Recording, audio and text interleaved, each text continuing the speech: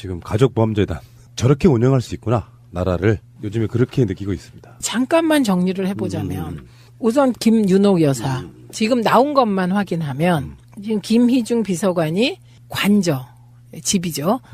대통령이 머물던 집 여자 행정관에게 쇼핑백에 담아서 1억을 달러로 환전한 것을 전달했다. 이거 팩트예요, 지금. 이게 국정원 특활비다. 이거 팩트로 확인이 됐고요. 1. 그런데 김윤옥 여사와 관련하여 또 하나 의혹이 제기됐어요. 이거 진선미 의원이 그거보다 훨씬 많다. 이렇게 의혹이 제기됐으니까 빨리 김윤옥 여사님은 진선미 의원을 고발해 주시기 바랍니다. 그러면 이제 진실이 확인이 돼요. 그다음에 김윤옥 여사와 관련하여 또 하나 새로운 주장이 나오고 있는 게 주진우 기사가 매달 1억씩 이명박 대통령과 김윤옥 여사에게 1억씩 국정원 특활비가 전달됐다. 이렇게 얘기를 했어요. 그거 5년 동안 따지면 얼마입니까? 매달 1억, 그러니까 12 곱하기 5면 60억이에요. 1인당 60억, 120억이 전달됐다는 이런 끔찍한 주장을 했는데 역시 김윤옥 여사는 주진우 기자도 빨리 고소고발하시기 바랍니다. 그걸 고소하면 진실이 밝혀지니까요. 이게 김윤옥 여사에 대한 거고요. 두 번째는 이상득 의원에 대한 거. 그게 이제 어제 나온 거죠. 그 2011년에 그 기억하시죠? 국정원이 뻘짓해가지고 그 대사, 예, 인도네시아 대사 그 안에 침입했는데 그것도 빨리 도망도 잘못 가가지고 국정원 직원 이미 탄로가 났어요. 그 노트북 훔치다가. 네, 그 사건 직후에 이것을 무마하려는 것이 아니냐는 의심을 받고 있는데 이상득 의원이. 그래서 국정원이 이상득 의원에게 특활비로 1억여 원, 억대, 그 확실치 않습니다. 전달했다는 겁니다. 이게 두 번째 형에 대한 거예요. 이상득, 만사 형통. 예. 그 다음에 세 번째, 이시영 군, 이시영님, 시영이 뭐라고 불러야 될지 모르겠어요. 이 지구상에서 가장 부모 덕을 많이 보고 있는. 억세게 운 좋은 사람인데요. 이 친구는 이제 그 전세금, 전세자금, 내곡동. 네, 전세자금 3억 2천.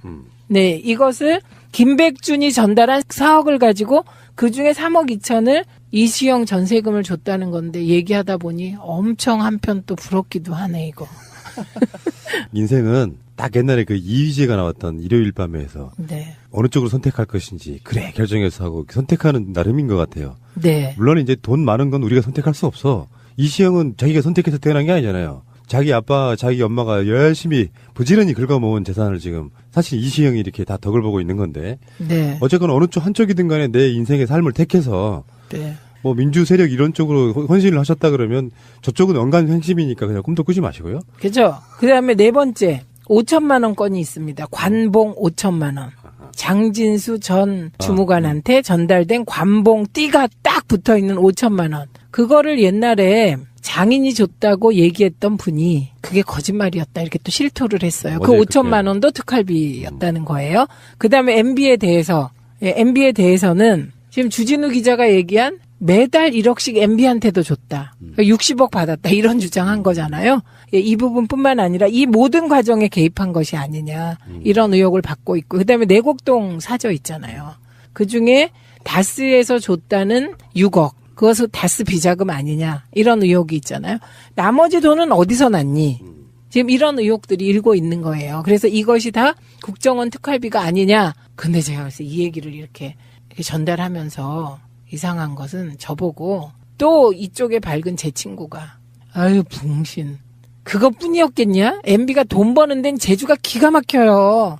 이게 얼마인지 모른다. 그렇죠. 네, 이런 의혹이 일고 있습니다. 어쩌면 국정원이라는 조직의 특성 때문에 저는 발칵이 나다고 봐요. 특수활동비를 내주긴 해. 받아간 예상관 이런 사람들이 있어요. 국정원을 수사하다 보니 그 리스트에 나와 있는 아무리 뭐 엉성한 조직이라고 해도 최소한 특수활동비를 쓰면서 국정원이 누군가가 그걸 받아갔다는 것까지 기록이 된다는 거잖아요. 그러니까 그 기록에 의해서 지금 수사를 하다 보니 야, 이 돈 어디다 썼어? 청와대 갖다 줬는데요? 청와대 누구? 이렇게 돼서 지금 이게 밖으로 터져나온 사건이란 말이죠. 네. 그러니까 요거는 국정원에 한정돼 있는 거고 지금 뭐 추정해 보면 어떤 경우는 뭐 100억 이상 아까 말씀하신 것처럼 이렇게 저렇게 둘러치면은 얼마가 될지 모르는 돈이 사적으로 지금 넘어갔다는 거 아니에요. 근데 이게 네. 문제는 국민적 정서상 국정원의 특수활동비를 받아다가 국정원 특수활동비로라도 뭔가 정치적으로 뭔가를 풀었다라고 하면 예전의 관행으로 보면 그걸 이해하는 국민들이 있을 거라는 거죠. 근데 일반적인 국민들 입장에서 사적으로 착복을 했다고 하면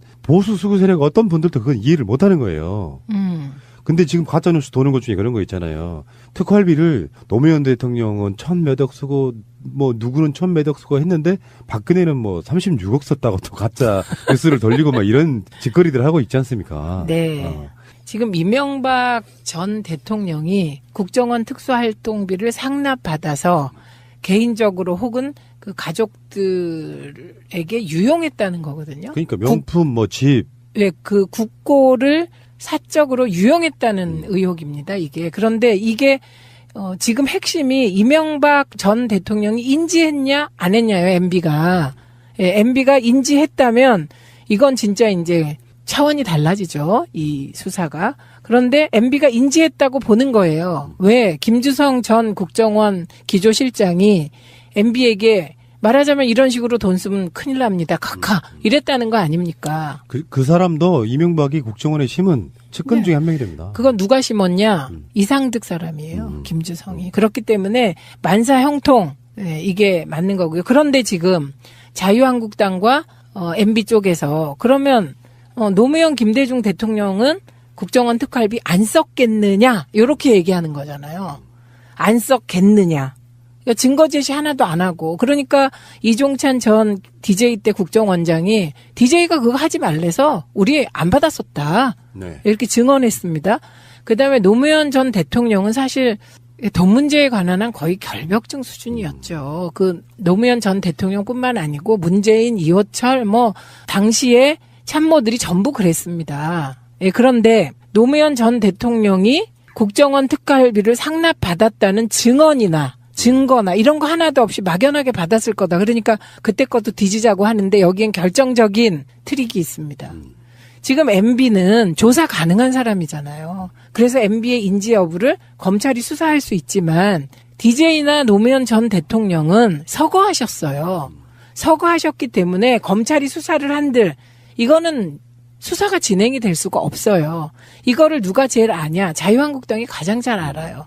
그렇기 때문에 수사할 수 없어서 끊임없이 이거를 마치 뭐 문제가 있는 것처럼 애드벌룬을 띄워놓고 물타기용으로 계속 쓰는 겁니다. 우리가 가끔씩 그런 이야기 할 때 있어요. 네. 안 한 걸 증명하는 건 불가능해요. 그렇죠. 안 했는데 그걸 어떻게 증명해? 그랬을 거니까 네. 증명해 이거예요.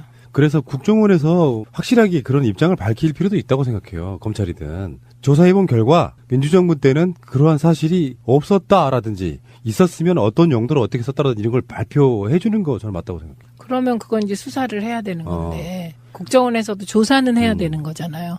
그럼 이제 조사하면 추측컨대 전 국정원장들 쭉 조사할 거잖아요.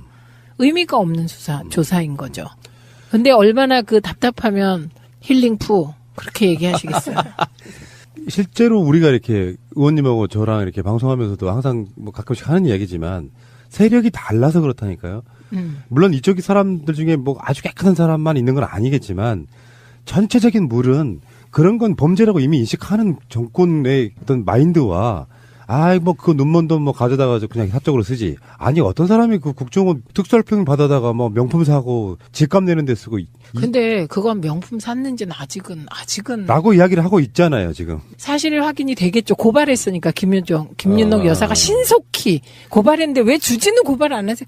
주진우 좀 고소하세요. 그러니까. 예, 이런 거고요. 주진우는 정말 겁나나 봐요. 갖고 있는 게 많아서. 네. 제가 감옥에 갔을 때 대학교 4학년 때죠. 21살인가 2살인가 그때 갔을 때 제가 편지를 써서 보냈어요. 너무 부모님께 죄송하잖아요. 그래서 어떤 편지를 써서 보냈냐면 아버지 정말 죄송합니다. 엄마 정말 미안해요. 그런데 제가 이렇게 한 것은 두 분의 가르침 때문이에요. 아버지가 그러셨잖아요. 불의를 보면 참지 말라고. 이렇게 쭉 써서 보내면서 나는 어렸을 때 아버지가 누가 선물을 가져와도 즉시 돌려보내고 소고기를 가져오고 엄마가 잘못해서 그걸 끓여 먹었다고 엄마한테 혼내면서 소고기를 사다가 돌려주는 모습을 보면서 정말 강직하게 살아야 되겠다 이렇게 생각을 했습니다. 이렇게 편지를 보냈어요. 아버지한테 답장이 왔는데 내가 이제서 고백하는데 내가 뇌물을 받지 않은 것은 자리를 지키기 위함이었다 이렇게. 그리고 자기는 너무 원칙적이기 이전에 소심해서 남에게 돈을 받는 행위 자체를 못한다. 아하. 그래서 저는 어떻게 생각하냐면요. 이 문제를 만약에 누군가한테 돈을 받았는데 그게 완벽하게 가려질 수 있고 완벽하게 문제가 안 된다면 그런 확신이 있다면 많은 사람이 돈을 받을 것 같아요. 그런데 제가 이제 세력이 좀 다르다는 말씀에 동의하면서 우리 쪽 사람들은 결벽증의 기초는 소심증. 그리고 그 소심함이 우리를 정의롭게 했다 이런 생각이 들어요. 그러니까 이거를 또 다른 식으로 표현하면 네, MB가 이명박에 너희들은 그런 게 없겠냐고 말하는 그 모순이 뭐냐면은 실제로 그런 상황들은 아는 족족 다 털어서 처벌하려고 엄청난 그쵸? 혈안이 돼서 네. 계속 털었잖아요. 네. 그때 자기들이 털었어야지. 알고 있다면. 없어서 못한 거죠. 그러니까 네. 그거는 논리적으로 말이 안 되는 거고. 그리고요, 자기들이 그렇기 때문에 모든 정권이 그랬을 거라고 생각하는 거예요. 부처 눈엔 부처만 보이고, 뭐 눈엔 뭐만 보인다. 그거가 지금 적용되는 거죠. 제가 뭐 이런 얘기 좀 드리는 건 그런데 제가 예전에 그 전 직장에 있을 때요. 네. 외주 제작 관련해가지고 1억을 누가 들고 온 적이 있습니다. 뇌물로 네. 줄라고? 푸나님 줄라고? 근데 그거 그게 몇 년인데요? 그 옛날에 얘기 아주 오래됐죠. 그래, 옛날에 1억이면 그게 얼마냐고. 그러니까. 와. 외주를 한 번 하면 한 3년, 4년 정도 이렇게 계속 할 수 있는 뭐 이런 상황이어가지고. 근데 그것 때문에 제가 회사를 그만두는 간접적 배경이 됐는데요. 이를테면은 요거를 이제 나만 먹을 수가 없잖아요. 제가 간부가 아니니까. 그러면 당연히 상납해야죠. 그렇죠. 그러니까 그거를 내가 거절했어요. 딱 잘라 거절했는데 그거 때문에 그 다음부터 위에 계시는 분이 저를 계속 대면대면 대하는 거예요. 그러다가 감정의 골이 좀 깊어지다가 그만뒀죠. 진짜 인생은 복잡한 거예요. 그죠? 근데 지금 만약에 그걸 계속 받아왔다면 내가 방송으로 어떻게 이런 얘기를 하겠어요. 근데 모르지. 그랬다면 고대영 밑에서 한 자리 했을지. 자, 어쨌건 간에 이명박 자체의 문제가 아니고요. 그런 생각을 가진 세력들이 이제는 물러가야 되는 시대가 왔다고 생각해요. 맞아요. 국민의 세금 한 푼이라도 아껴서 뭔가 할 생각을 하는 게 아니라 특수활동비라는 정말 이렇게 막 가려지는 흠막에 있는 돈 같은 경우는 다 내 돈이야 이런 생각으로 받아서 아무런 죄책감도 못 느끼는 사람들. 그렇죠. 그 못 느끼는 게 적폐예요. 근데 이명박만 그랬겠냐고요. 이명박의 그런 기조의 정권은 저 말단까지도 도덕적 죄책감을 못 느끼고 계속 비리를 해먹었을 테니 비리라는 게 특히 뇌물이라든 게 저는 이렇게 들었던 이야기 중에 전체 1000건 중에 한 건 정도가 드러난답니다. 왜냐하면 준 사람도 같은 범인이기 때문에 서로 막 이렇게 은피하다 보면 안 드러나고 그냥 넘어가는 이명박에 관련된 것들 엄청 많을 거라고 추정을 해봅니다. 네, 그리고요. 그 이명박 전 대통령이 회의에서 했다는 말 그거 잠깐 제가 해석해 드릴게요. 이명박 전 대통령이 회의에서 뭐라고 했냐면요. 원 전 원장이 그 무렵에 힘들어서 국정원장직을 그만두고 싶다고 이야기했지만 내가 남북관계 등을 이유로 다 맞춰달라고 설득해서 원 전 원장이 계속 하게 된 것이라고 얘기하면서 그 자리에 오래 있고 싶다는 청탁을 하려고 돈을 갖다 줬다는 건 말 자체가 성립되지 않는다라는 취지의 발언을 했다는 거예요. 이거 제가 해석해 드릴게요. 원 전 원장이 그 무렵에 그 댓글 등 기획 과정에서 힘들어서 국정원장직을 어떻게 계속해야 될지 모르겠다 이야기했지만 내가 댓글이 얼마나 다음 정권 재창출에 중요한지 설명하면서 힘써달라 이렇게 설득했다. 네가 적임자야. 그렇죠. 날 버리고 어딜 갈라 그래. 아, 그러니까 에이씨. 자, 이명박의 세력 저는 이렇게 봐요. 그래서 특히 문재인 정부에서는요. 시간이 또 1, 2년 지나고 정부가 들어서 갖고 잘 하고 있다가 결정적으로 망가지는 게 이런 종류의 비리 사건이거든요. 네. 핵심 측근 중에 하나가 이런 걸 빵 터져요. 그러면 국민 감정이 갑자기 확 식으면서 정권의 개혁성이 무뎌지는 그 상태로 가지 않습니까? 그래서 네. 지금 정말 조심해야 됩니다. 이 시점에서부터는. 이명박을 치긴 쳐야 되는데 나중에 완전 물타기가 돼서 너희도 이런 게 있잖아 이렇게 될 수 있을 가능성이 있단 말이죠. 조심해야 되고요. 짧게 이야기 하나 더 하면 민병두원에 의하면 이명박의 국정원은 대북 공작금으로 야당 정치인을 불법 사찰했다는 이야기도 나오고 있네요. 그 사찰 대상이요. 박원순, 한명숙, 박지원, 최문순, 정현주 등입니다. 그런데 이 공장명이 웃기게도 뭔지 아세요? 포청천? 작두를 대령하라. 그랬고요. 그다음에 특히 여기서 한명숙 전 총리가 사찰 대상이었다는 거 이거는 다시 좀 점검해 봐야 됩니다. 왜냐하면 한명숙 전 총리가 재판을 받았잖아. 그 이후로. 근데 이 재판이 이게 우리가 다들 빨리 까먹는데 처음에 시작했던 재판 사유가 있어요. 그게 문제가 안 되니까 검찰이 별건 수사를 계속한 그렇죠. 건이거든요. 결국에는 실형을 살게 만들어버려. 예, 그런데 그 실형을 살게 한 2심 판결도 문제가 엄청 많이 지적됐거든요. 왜냐하면 유죄임을 확증하는 뇌물 공여자가 내가 정말 이래서는 안 되겠다. 죄 없는 사람을 내가 올감해서는 안 되겠다. 이런 생각을 하고 2심에서 증언을 하겠다고 했는데 그걸 안 받아줬다는 거거든요. 재판부가. 근데 문제는 중요한 게요. 이 폭로랄까요? 이게 국정원 개혁 발전위원회에서도 은폐를 한 사건이래요. 최근에 이게 드러난 거예요. 국정원 TF에서 그러니까 적폐청산 TF에서 국정원 개혁에 저항하는 적폐 세력이 온전하고 있다고 볼 수밖에 없다. 이렇게까지 이야기를 하고 있거든요. 네.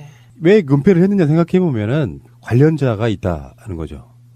그 사건과 TF의 관련자가 있다고 볼 수밖에 없는 거죠. 지금 국정원 적폐청산 TF와 관련하여 몇 가지 우려들이 있었죠. 왜냐하면 적폐청산 TF는 국정원 내부 직원과 파견된 검사 등으로 구성되는 거고 국정원 개혁위원회가 있잖아요.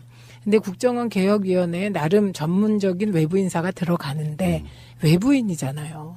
이걸 결론으로 말하면 국정원의 MB는 살아있다예요, 아직도. 네. 국정원뿐이겠습니까? 사실 검찰도 마찬가지일 거고 법원도 마찬가지일 거고. 네. 알겠습니다. 자, 국민의당으로 잠깐 가겠습니다. 국민의당은 뭐 이야기할 거리는 사실 없고 그냥 정리를 간단하게 해드리면 이제 분당 확정? 그리고 나서 서로 간에 지금 로드맵 같이 다 나왔어요. 네. 앞으로 뭐 할 것이다인데 네. 이 과정에서 좀 더럽게 헤어지고 있는 모습. 간단히 말해서 안철수 눈에는 박지원, 박주현 이 두 의원이 좀 눈에 가시였나 보죠. 그래서 당무위원회에서 당원권 정지 등의 중징계를 할 거다라고 예상을 했었습니다만 오늘 아침에 당무위가 전격적으로 취소가 됩니다. 그러면서 이제 기자 간담회로 일정을 지금 수정하는 이런 상황인데 누가 봐도 안철수가 넘어가는 거거든요. 막 당규 계속 바꿔가면서 대다수 국회의원, 현역 국회의원들의 찬성 없이 지금 밀어붙이다가 보니까 무리수를 두고 네. 그래서 바른정당과 통합은 일찌감치 막 유승민 대표 데려다가 우리 통합할 거라고 막 선언해버리고 어떤 절차도 무시한 채 거기에 대해서 항변하는 국회의원들에 대해서는 징계하겠다고 하면은 사실은 안철수 입장에서는 그게 자기 스스로는 강력한 리더십이라고 생각했을 거예요. 갑철습니까? 그러니까. 그런데 실제로 여론은 만약에 그 두 사람을 시범 케이스로 징계를 하게 되면 역풍이 불 거다는 걸 우려해서 또 한 발 물러섰다는 거 아니에요? 그런 건 갈팡질팡이라고 하죠. 죽도밥도 안 되고 있는 거예요, 지금. 이랬다가 저랬다가 지금, 예. 근데 이 과정에서 유승민 대표가요. 내부 문제는 정말 민주적이고 국민들이 보기에 성숙된 원만한 방법으로 잘 해결됐으면 좋겠다. 그래서 합의 이혼하라고 했다는 거 아니에요. 그게 이유가 있죠. 왜냐하면 네. 자유한국당에서 김연아를 안 풀어줌으로써 네. 마음은 바른정당에 있는 국회의원 하나가 지금 못 나오고 있잖아, 아직까지도. 네. 그러니까 유승민 입장에서는 그렇게 하지 말고 그냥 나가고 싶은 사람 출당시켜줘라 이거거든요. 그렇죠. 그래야 유승민 대표가 이게 이제 지금 둘이 좀 다른 면이 있잖아요. 유승민 대표는 보수 통합이다. 안철수는 이게 중도 통합이다. 이렇게 얘기를 하잖아요. 그러니까 싫다는 사람들 데리고 오면 유승민 대표 입장에선 출범한 당이 통합신당이라는 이름으로 출범했는데 출범부터 내부 분열이 일어나는 거잖아요. 그러니까 가능하면 내부 분열적 요소는 제거하고 와라. 이런 취지이죠. 특히 이제 박주현 의원 같은 분은 센 분이거든요. 국민참여수석 했잖아요. 그리고 이분의 경우는 이제 국민의당처럼 그래도 DJ의 정신을 계승할 수 있는 정당까지는 뭐 그래도 문제가 있어도 할 수 있는 분이지만 박주현 의원이 무슨 뭐 유승민하고 손잡고 더 나아가 이게 자유당으로 갈 거라고 예측하고 있잖아요. 그거를 같이 할 가능성은 제로인데다가 이분이 또 말을 잘하시기 때문에 네. 제명 안 하면 적은 통합신당 적을 가지고 계속해서 안 대표를 비판하면 그건 마치 옛날에 지금 국민의당에 계시던 일부 의원이 네. 민주당에 적을 주고 그렇죠. 민주당을 비판하면 종편이 떼거지로 달려들어서 키워주던 그런 형국이 불보듯 뻔하지 않아요? 자기가 자기 방식으로 나중에 꼭 당하게 될 가능성이 꽤 높은 뭐 이런 상황이고. 네.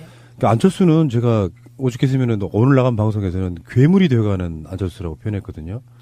민주인사, 플랑켄슈타인. 민주인사라면 혹시나 그런 적이 있었다면 이런 마인드로 당을 쪼갤 수는 없는 거예요. 네, 네. 상황에 따라서 아무것도 아닌 것 같이 당규를 계속 바꿔가면서 그리고 그것을 반대하는 국회의원들에 대해서는 징계를 생각할 정도. 네. 이게 대체 안철수는 뭡니까? 갑철습니다. 더 이상 길게 이야기하는 것도 좀 입 아프고요. 네. 어쨌건 합의위원 잘 하셔가지고 뭐 지금 여러 가지 보도들을 보니까 중립에 있던 국회의원들이 있잖아요. 검사 출신의 그 이용주 의원 신당에 합당 반대파에 합류하기로 했다 이런 기자회견도 하더라고요. 그러니까 이쪽 세가 계속 불어나고 있는 거예요. 중립에 있던 사람들. 그건 이제 개인에 대한 실망일 수가 있어요. 제가 얘기를 들어보면 유승민 대표도 처음에 30몇 명으로 시작했잖아요. 그랬다가 지금 9명 된 거잖아요. 그 요인에 대해서 개인적 어떤 퍼스널리티를 얘기하는 분들이 계시더라고요. 우리가 맞습니다. 예. 지금도 마찬가지인 것 같아요. 지금 마치 우물에서 숭늉 찾는 격으로 지금 바늘에 실을 귀에다 껴야 되는데 바늘 허리 꿰어서 지금 통합 추진하는 거거든요. 그러다 보니까 내부 반발이 점점 심해지면서 처음에 이제 통합을 반대하는 의원들 숫자가 더 적었거든요. 그랬죠. 그래서 9명이다, 10명이다, 18명이다 막 이런 식으로 지금 늘어가고 있기 때문에 이건 진짜 안철수 위기죠. 위기의 안철수. 그 송기석 의원, 그러니까 비서실장이죠. 네. 이야기에 의하면은 비례대표가 없어도 20명이 넘을 거다 예측하는 경우도 있더라고요. 물론 이제 어떤 정치적 의미로 그걸 던졌는지 흘렸는지. 모르겠는데 실제로 예전에 18명, 그러니까 17명 정도의 네. 합당 찬성파가 공개적으로 드러난 사람은 서너 명밖에 없다. 네. 그러면 나머지 39명 중에서 중립지대가 엄청 많은 거잖아요. 네. 이 흐름상 보면 안철수가 데리고 갈 수 있는 수준의 국회의원이 어쩌면 유승민만큼밖에 안 되지 않을까. 그래서 합당을 열심히 해서 지금 세를 불려놨더니 그쪽은 20석이 안 되고 합당 반대파가 만든 당이 20석이 훨씬 넘어갈 가능성도 있다. 이 정도 됐으면 안철수 씨는 정계 은퇴하시는 게 맞아요. 검찰이 수사할 수 있지만 DJ나 노무현 전 대통령은 서거하셨어요. 서거하셨기 때문에 검찰이 수사를 한들 이거는 수사가 진행이 될 수가 없어요. 이거를 누가 제일 아냐? 자유한국당이 가장 잘 알아요. 그렇기 때문에 수사할 수 없어서 끊임없이 이거를 마치 뭐 문제가 있는 것처럼 애드벌룬을 띄워놓고 물타기용으로 계속 쓰는 겁니다. 우리가 가끔씩 그런 이야기 할 때 있어요. 네. 안 한 걸 증명하는 건 불가능해요. 그렇죠. 안 했는데 그걸 어떻게 증명해? 그랬을 거니까 그래 네. 증명해 이거예요. 그래서 국정원에서 확실하게 그런 입장을 밝힐 필요도 있다고 생각해요. 검찰이든. 조사해본 결과 민주정부 때는 그러한 사실이 없었다라든지 있었으면 어떤 용도로 어떻게 썼다라든지 이런 걸 발표해 주는 거 저는 맞다고 생각해요. 그러면 그건 이제 수사를 해야 되는 건데 국정원에서도 조사는 해야 되는 거잖아요. 그럼 이제 조사하면 추측컨대 전 국정원장들 쭉 조사할 거잖아요. 의미가 없는 조사인 거죠. 근데 얼마나 그 답답하면 힐링푸 그렇게 얘기하시겠어요. 실제로 우리가 이렇게 의원님하고 저랑 이렇게 방송하면서도 항상 뭐 가끔씩 하는 이야기지만 세력이 달라서 그렇다니까요. 물론 이쪽이 사람들 중에 뭐 아주 깨끗한 사람만 있는 건 아니겠지만 전체적인 물은 그런 건 범죄라고 이미 인식하는 정권의 어떤 마인드와 뭐 그 눈먼 돈 뭐 가져다가 그냥 사적으로 쓰지. 아니 어떤 사람이 그 국정원 특수활평 받아다가 뭐 명품 사고 집값 내는 데 쓰고 근데 그건 명품 샀는지는 아직은 라고 이야기를 하고 있잖아요 지금. 사실 확인이 되겠죠. 고발했으니까 김윤옥 여사가 신속히 고발했는데 왜 주진우 고발 안 하세요? 주진우 좀 고소하세요. 그러니까. 예, 이런 거고요. 주진우는 정말 겁나나 봐요. 갖고 있는 게 많아서. 네. 제가 감옥에 갔을 때 대학교 4학년 때죠. 21살인가 2살인가 그때 갔을 때 그 제가 편지를 써서 보냈어요. 너무 부모님께 죄송하잖아요. 그래서 어떤 편지를 써서 보냈냐면 아버지 정말 죄송합니다. 엄마 정말 미안해요. 그런데 제가 이렇게 한 것은 두 분의 가르침 때문이에요. 아버지가 그러셨잖아요. 불의를 보면 참지 말라고. 이렇게 쭉 써서 보내면서 나는 어렸을 때 아버지가 그 누가 선물을 가져와도 즉시 돌려보내고 소고기를 가져오고 엄마가 잘못해서 그걸 끓여 먹었다고 엄마한테 혼내면서 소고기를 사다가 돌려주는 모습을 보면서 정말 강직하게 살아야 되겠다 이렇게 생각을 했습니다. 이렇게 편지를 보냈어요. 아버지한테 답장이 왔는데 내가 이제서 고백하는데 내가 뇌물을 받지 않은 것은 자리를 지키기 위함이었다 이렇게. 그리고 자기는 너무 원칙적이기 이전에 소심해서 남에게 돈을 받는 행위 자체를 못한다. 아하. 그래서 저는 어떻게 생각하냐면요. 이 문제를 만약에 누군가한테 돈을 받았는데 그게 완벽하게 가려질 수 있고 완벽하게 문제가 안 된다면 그런 확신이 있다면 많은 사람이 돈을 받을 것 같아요. 그런데 제가 이제 세력이 좀 다르다는 말씀에 동의하면서 우리 쪽 사람들은 결벽증의 기초는 소심증. 그리고 그 소심함이 우리를 정의롭게 했다 이런 생각이 들어요. 그러니까 이거를 또 다른 식으로 표현하면 네, MB가 이명박에 너희들은 그런 게 없겠냐고 말하는 그 모순이 뭐냐면은 실제로 그런 상황들은 아는 족족 다 털어서 처벌하려고 엄청난 그쵸? 혈안이 돼서 네. 계속 털었잖아요. 네. 그때 자기들이 털었어야지. 알고 있다면. 없어서 못한 거죠. 그러니까 네. 그거는 논리적으로 말이 안 되는 거고. 그리고요, 자기들이 그렇기 때문에 모든 정권이 그랬을 거라고 생각하는 거예요. 부처 눈엔 부처만 보이고, 당 정치인을 불법 사찰했다는 이야기도 나오고 있네요. 그 사찰 대상이요, 박원순, 한명숙, 박지원, 최문순, 정현주 등입니다. 그런데 이 공장명이 웃기게도 뭔지 아세요? 포청천? 작두를 대령하라. 씨. 그랬고요. 그 다음에 특히 여기서 한명숙 전 총리가 사찰 대상이었다는 거, 이거는 다시 좀 점검해 봐야 됩니다. 왜냐하면 한명숙 전 총리가 재판을 받았잖아, 그 이후로. 근데 이 재판이, 이게 우리가 다들 빨리 까먹는데 처음에 시작했던 재판 사유가 있어요. 그게 문제가 안 되니까 검찰이 별건 수사를 계속한 그렇죠. 건이거든요. 결국에는 실형을 살게 만들어버려. 예, 그런데 그 실형을 살게 한 2심 판결도 문제가 엄청 많이 지적됐거든요. 왜냐하면 유죄임을 확증하는 뇌물 공여자가 내가 정말 이래서는 안 되겠다. 죄 없는 사람을 내가 올감해서는 안 되겠다. 이런 생각을 하고 2심에서 증언을 하겠다고 했는데 그걸 안 받아줬다는 거거든요. 재판부가.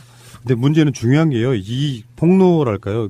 이게 국정원 개혁 발전위원회에서도 은폐를 한 사건이래요. 최근에 이게 드러난 거예요. 국정원 TF에서 그러니까 적폐청산 TF에서 국정원 개혁에 저항하는 적폐 세력이 온전하고 있다고 볼 수밖에 없다. 이렇게까지 이야기를 하고 있거든요. 네. 왜 은폐를 했느냐 생각해 보면은 관련자가 있다는 거죠. 그 네, 사건과 네. TF의 관련자가 있다고 볼 수밖에 없는 거죠. 지금 국정원 적폐청산 TF와 관련하여 몇 가지 우려들이 있었죠. 왜냐하면 적폐청산 TF는 국정원 내부 직원과 파견된 검사 등으로 구성되는 거고 국정원 개혁위원회가 있잖아요.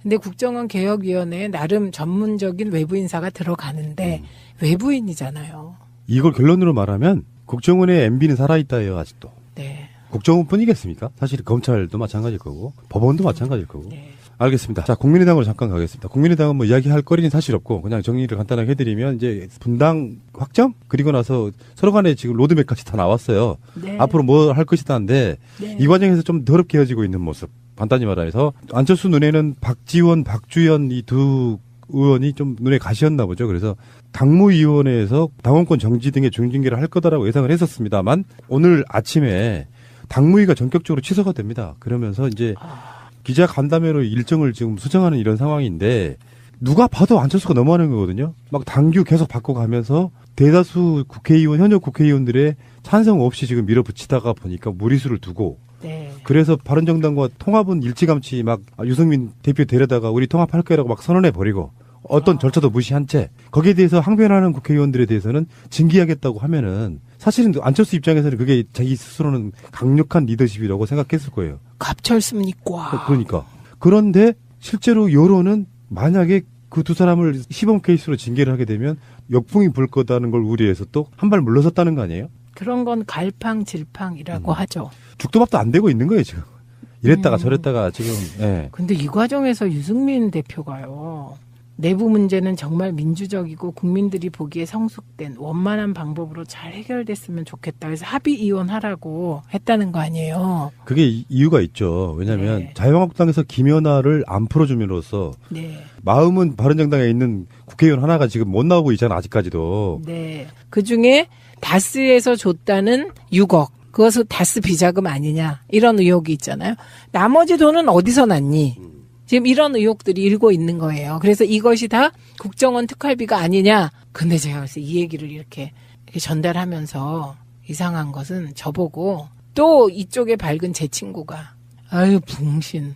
그것뿐이었겠냐? MB가 돈 버는 데는 재주가 기가 막혀요.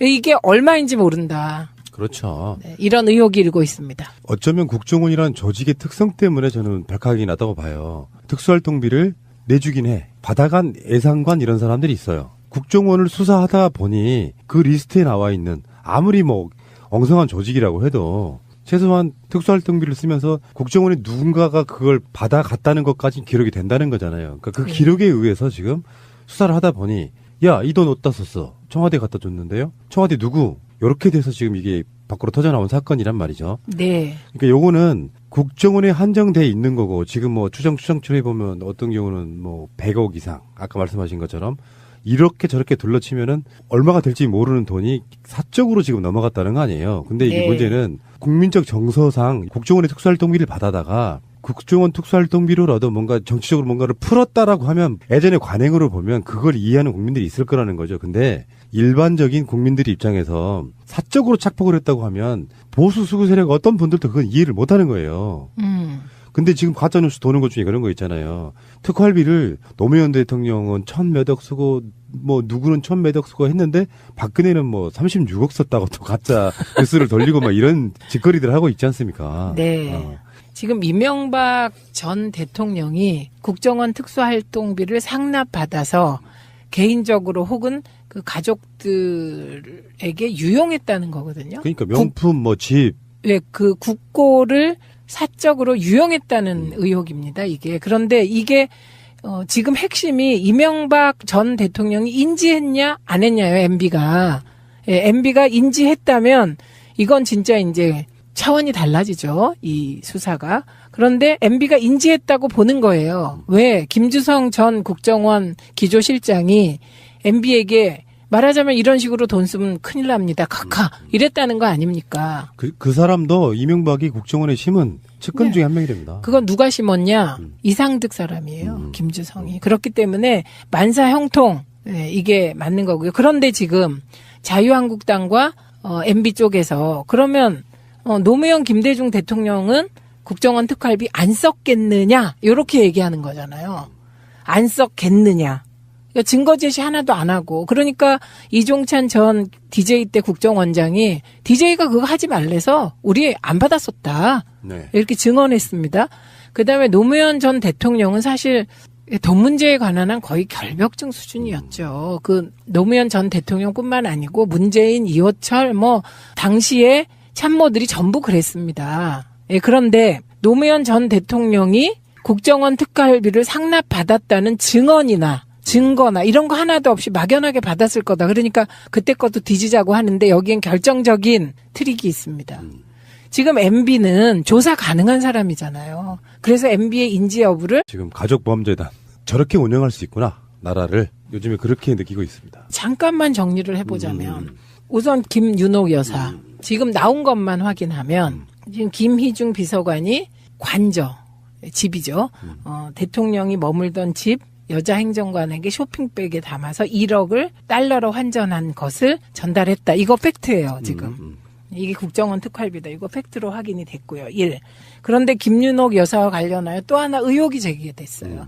이거 진선미 의원이 그거보다 훨씬 많다. 이렇게 의혹이 제기됐으니까 빨리 김윤옥 여사님은 진선미 의원을 고발해 주시기 바랍니다. 그러면 이제 진실이 확인이 돼요. 그다음에 김윤옥 여사와 관련하여 또 하나 새로운 주장이 나오고 있는 게 주진우 기사가 매달 1억씩 이명박 대통령과 김윤옥 여사에게 1억씩 국정원 특활비가 전달됐다. 이렇게 얘기를 했어요. 그거 5년 동안 따지면 얼마입니까? 매달 1억 그러니까 12 곱하기 5면 60억이에요. 1인당 60억, 120억이 전달됐다는 이런 끔찍한 주장을 했는데 역시 김윤옥 여사는 주진우 기자도 빨리 고소고발하시기 바랍니다. 그리고 고소하면 진실이 밝혀지니까요. 이게 김윤옥 여사에 대한 거고요. 두 번째는 이상득 의원에 대한 거. 그게 이제 어제 나온 거죠. 그 2011년에 그 기억하시죠? 국정원이 뻘짓해가지고 그 대사. 예, 인도네시아 대사. 그 안에 침입했는데 그것도 빨리 도망도 잘못 가가지고 국정원 직원 이미 탄로가 났어요. 그 노트북 훔치다가. 네. 그 사건 직후에 이것을 무마하려는 것이 아니냐는 의심을 받고 있는데 이상득 의원이. 그래서 국정원이 이상득 의원에게 특활비로 1억여 원, 억대, 그 확실치 않습니다. 전달했다는 겁니다. 이게 두 번째 형에 대한 거예요. 이상득, 만사 형통. 예. 그 다음에 세 번째, 이시영님, 시영이 뭐라고 불러야 될지 모르겠어요. 이 지구상에서 가장 부모 덕을 많이 보고 있는. 억세게 운 좋은 사람인데요. 이 친구는 이제 그 전세금, 전세자금, 미국동. 네, 전세자금 3억 2천. 네, 이것을 김백준이 전달한 4억을 가지고 그 중에 3억 2천을 이시영 전세금을 줬다는 건데 얘기하다 보니 엄청 한편 또 부럽기도 하네 이거. 인생은 딱 옛날에 그 이휘재가 나왔던 일요일 밤에서 네. 어느 쪽으로 선택할 것인지 그래 결정해서 하고 선택하는 나름인 것 같아요. 네. 물론 이제 돈 많은 건 우리가 선택할 수 없어. 이시영은 자기가 선택해서 태어난 게 아니잖아요. 자기 아빠, 자기 엄마가 열심히 부지런히 긁어모은 재산을 지금 사실 이시영이 이렇게 다 덕을 보고 있는 건데 네. 어쨌거나 어느 쪽 한쪽이든 간에 내 인생의 삶을 택해서 네. 뭐 민주 세력 이런 쪽으로 헌신을 하셨다 그러면 저쪽은 언간 횡심이니까 그냥 꿈도 꾸지 마시고요. 그죠? 그 다음에 네 번째, 5천만 원 건이 있습니다. 관봉 5천만 원. 장진수 전 주무관한테 전달된 관봉 띠가 딱 붙어 있는 5천만 원. 그거를 옛날에 장인이 줬다고 얘기했던 분이 그게 거짓말이었다 이렇게 또 실토를 했어요. 그 5천만 원도 특활비였다는 거예요. 그 다음에 MB에 대해서, MB에 대해서는 지금 주진우 기자가 얘기한 매달 1억씩 MB한테도 줬다. 60억 받았다. 이런 주장한 거잖아요. 이 부분뿐만 아니라 이 모든 과정에 개입한 것이 아니냐. 이런 의혹을 받고 있고. 그다음에 내곡동 사저 있잖아요. 뭐 눈에 뭐만 보인다. 그거가 지금 적용되는 거죠. 제가 뭐 이런 얘기 좀 드리는 건 그런데 제가 예전에 그 전 직장에 있을 때요. 네. 외주 제작 관련해가지고 1억을 누가 들고 온 적이 있습니다. 뇌물로 네. 줄라고? 푸나님 줄라고? 근데 그게 몇 년인데요? 그 옛날에 얘기 아주 오래됐죠. 그래 옛날에 1억이면 그게 얼마냐고. 그러니까. 와. 외주를 한번 하면 한 3년, 4년 정도 이렇게 계속 할 수 있는 뭐 이런 상황이어가지고. 근데 그것 때문에 제가 회사를 그만두는 간접적 배경이 됐는데요. 이를테면은 요거를 이제 나만 먹을 수가 없잖아요. 제가 간부가 아니니까. 당연히 상납해야죠. 그렇죠. 그러니까 그거를 내가 거절했어요. 딱 잘라 거절했는데 그거 때문에 그 다음부터 위에 계시는 분이 저를 계속 대면대면 대하는 거예요.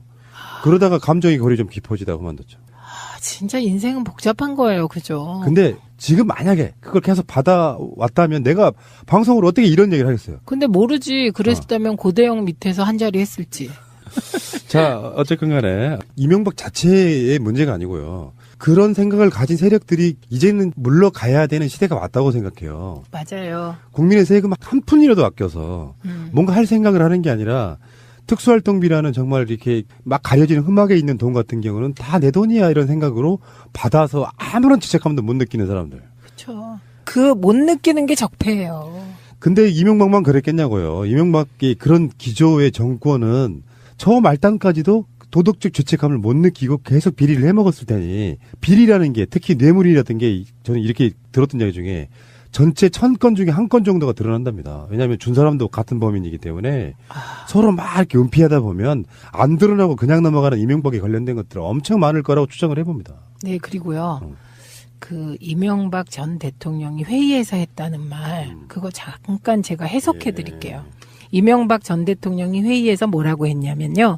원 전 원장이 그 무렵에 힘들어서 국정원장직을 그만두고 싶다고 이야기했지만 내가 남북관계 등을 이유로 다 맞춰달라고 설득해서 원 전 원장이 계속 하게 된 것이라고 얘기하면서 그 자리에 오래 있고 싶다는 청탁을 하려고 돈을 갖다 줬다는 건 말 자체가 성립되지 않는다라는 취지의 발언을 했다는 거예요. 이거 제가 해석해 드릴게요. 원 전 원장이 그 무렵에 그 댓글 등 기획 과정에서 힘들어서 국정원장직을 어떻게 계속해야 될지 모르겠다 이야기했지만 내가 댓글이 얼마나 다음 정권 재창출에 중요한지 설명하면서 힘써달라 이렇게 설득했다. 네가 적임자야. 그렇죠. 날 버리고 어딜 갈라 그래. 아, 그러니까 에이씨. 자, 이명박의 세력 저는 이렇게 봐요. 그래서 특히 문재인 정부에서는요. 시간이 또 1, 2년 지나고 정부가 들어서 갖고 잘 하고 있다가 결정적으로 망가지는 게 이런 종류의 비리 사건이거든요. 네. 핵심 측근 중에 하나가 이런 걸 빵 터져요. 그러면 국민 감정이 갑자기 확 식으면서 정권의 개혁성이 무뎌지는 그 상태로 가지 않습니까? 그래서 네. 지금 정말 조심해야 됩니다. 이 시점에서부터는. 이명박을 치긴 쳐야 되는데 나중에 완전 물타기가 돼서 너희도 이런 게 있잖아. 이렇게 될 수 가능성이 있단 말이죠. 조심해야 되고요. 짧게 이야기 하나 더 하면 민병두원에 의하면 이명박의 국정원은 대북 공작금으로 야당